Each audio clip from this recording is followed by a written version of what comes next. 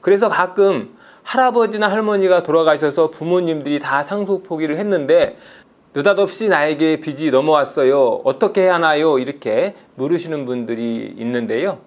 자, 심지어 외삼촌이 돌아가셨는데 그 빚이 나에게 왔다고 말씀하시는 분들도 있죠.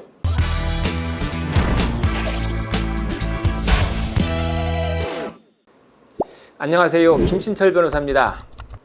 가족 중에 누군가가 사망하게 되면 상속이라는 법률 사실이 발생하게 되는데요.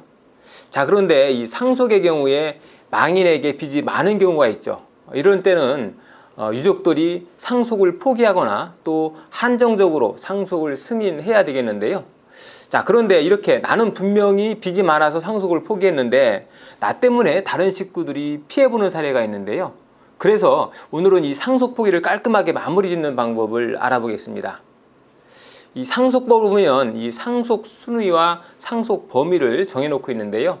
민법상 사촌 이내의 반계 혈족까지 상속인이 될 수 있습니다.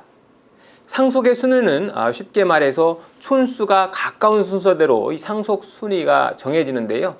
사망한 망인을 기준으로 해서 망인의 직계 비속, 그러니까 망인의 아들, 딸이죠. 그리고 또 망인의 손자녀, 이게 1순위고요. 그리고 그 다음에 직계 존속, 부모나 조부모를 말하는 거죠. 그게 2순위고, 그리고 그 다음에 형제 자매, 그리고 마지막으로 사촌 이내의 반계 혈족, 이렇게 상속 순위가 정해집니다. 참고로 이때 형제 자매는 이복 형제 자매도 당연히 포함이 되겠죠. 또 이 사촌 이내의 반계 혈족 이렇게 얘기하면은 사촌만을 의미하는 것이 아니고 이내니까 당연히 촌수가 더 가까운 삼촌이나 외삼촌, 이모, 고모 다 포함되고요. 그리고 또 조카나 생질 이것도 다 포함이 됩니다. 그런데 이 자녀부터 사촌까지 상속 순위가 정해지는데 그러면 이 망인의 배우자가 있는 경우에 배우자는 몇 순위일까요? 망인의 배우자는 직계 비속이나 직계 존속과 공동으로 상속을 받는 공동 상속인자가 됩니다. 이 때문에 가끔 문제가 생기는데 이 공동 상속인 때문에 생기는 문제는 조금 이따 보도록 하고요. 자, 어쨌든 이렇게 상속 순위는 직계 비속, 직계 존속, 형제 자매 그리고 사촌 이내 반계 혈족 이렇게 순위가 정해지는데요. 이 선순위의 상속인이 상속을 받으면 후순위 상속인은 아예 상속을 받지 못하는 상속권이 얻게 되는 그런 구조고요.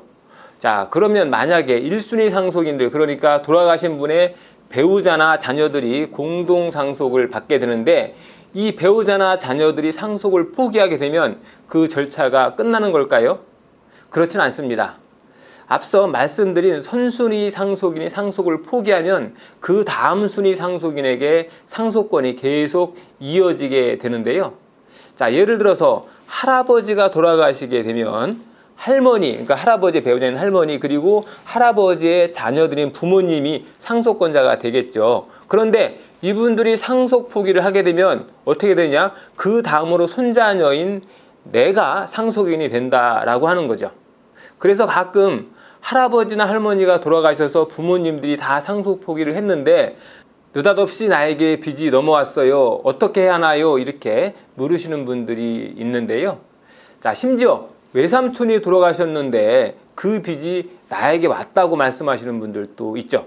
그러니까 이 상속 절차는 단순히 상속인이 상속 포기를 한다고 해서 끝나는 게 아니고 다음 순위 상속인들에게 계속 이어져 간다는 것이 문제죠.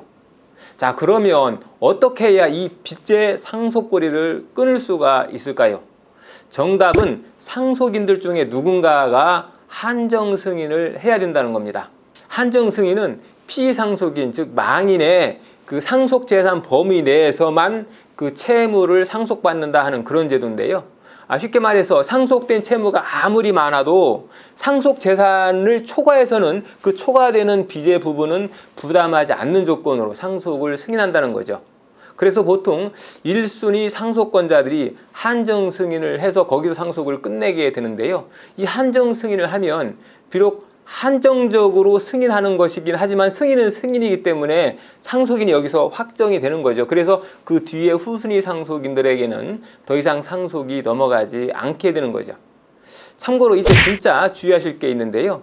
이 피상속인의 망인을 말하죠.